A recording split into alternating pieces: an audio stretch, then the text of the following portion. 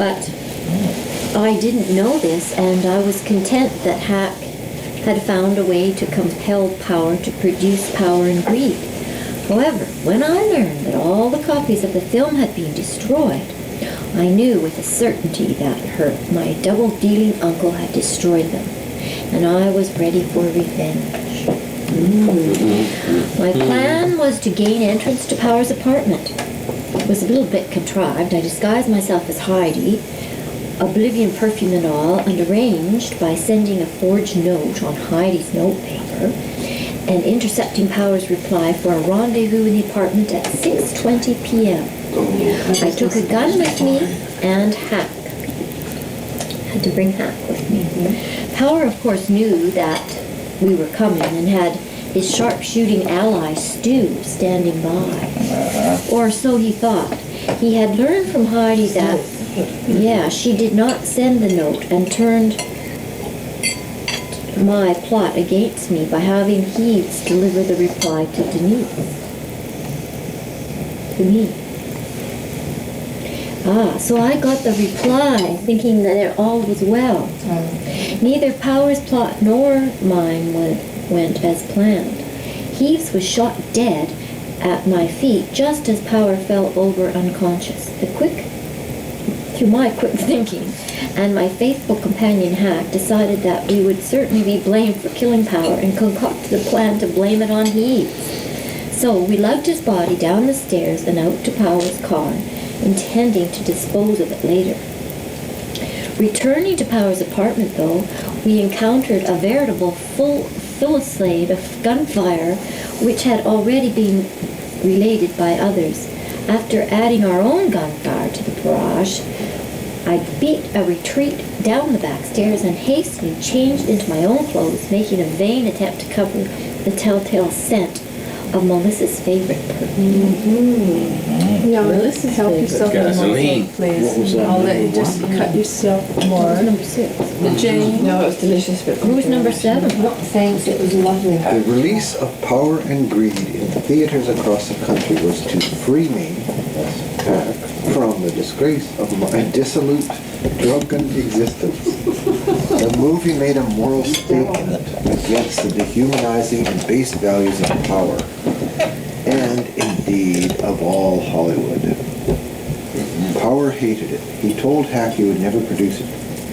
Hack leapt this hurdle by threatening to tell the police that Power had killed his brother unless the movie was made.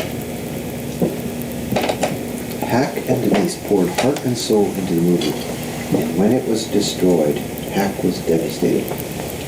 He followed Denise's lead willingly and was prepared to do murder should they gain entrance to Power's apartment.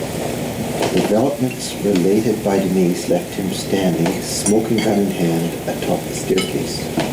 His lady love took off down the stairs along with Yvonne and Selwyn, disguised as Savoy and/or Heaves. Cross-dresser. Proceeded at that point with the original scheme. Me, entered the apartment and bolted the door behind me. Making sure Power was dead, I then donned butler's attire, having removed these before carrying Heaves to the car, and left by the front door, passing without comment between the guards and shuffling off down the hallway. Like the others before, I shot at Power but was not responsible for his death.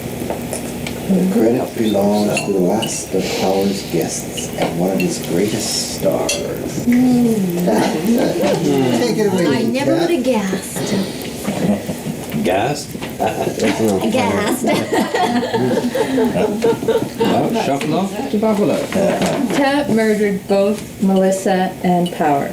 She murdered Melissa because she had been forced to abandon a successful acting career. She murdered Power for the most powerful reason of all.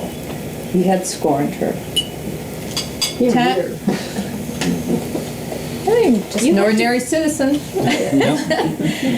Tat used Udai's insidious poison to kill them both. This she administered publicly during the footprinting ceremony in the private garden. Disguised as a workman, wearing coveralls and carrying a trowel, she embedded a poison-coated needle in the wet cement where a bare foot would shortly be pressed.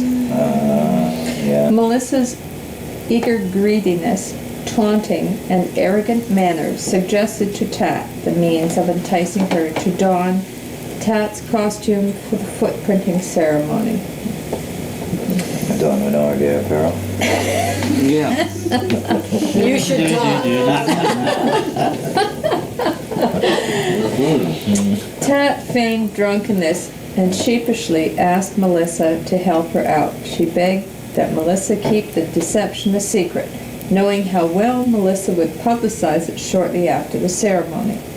Melissa played her part to perfection, and after consuming her first glass of champagne, collapsed, never to regain consciousness. She died sometime later as a deadly poison completed its course through her body. Power died in the same way. She's supposed to have been shot. That wasn't addressed in it, No, it was wasn't it? really. We just assumed it. Oh, what do you want for $20? Wait, You want a bullet? she was shot. Maybe she was shot after No, it she didn't died. say it was. We Yeah, assumed that, and then it said somewhere in there that Wait, wait, She died in history. Stud's bed. Yeah, But she was already dead Yes. before she was shot. Yes, but they're not she was saying here that she was found That's dead. like stud, Yeah, she was necrophiliac. found dead, but I don't think it said she was found shot. She was found I dead. don't know about that. Anyway, carry on, sorry. Okay. Power died in the same way, succumbing quickly after several glasses of champagne, that speeds the process, Yeah. and fell to the bed just as Heidi pulled the trigger. Tad, of course, obtained the poison from the mysterious Yu Dai. Thus ends the tale of power and greed. You do. So did the detective figure it out? He went to prison? Wonderful. Emmys for everyone. I knew that all along. Yeah. What Emmys. happens, why don't you turn on the tape and see if there's anything more to it? Yeah, he said he would come Maybe he's back. coming back after a He said couple he of would come hours. back. Oh, well, I'll turn. Just see if there's anything on it. Jane, would you like some more tape? No, it was delicious things that I'm full. It was lovely.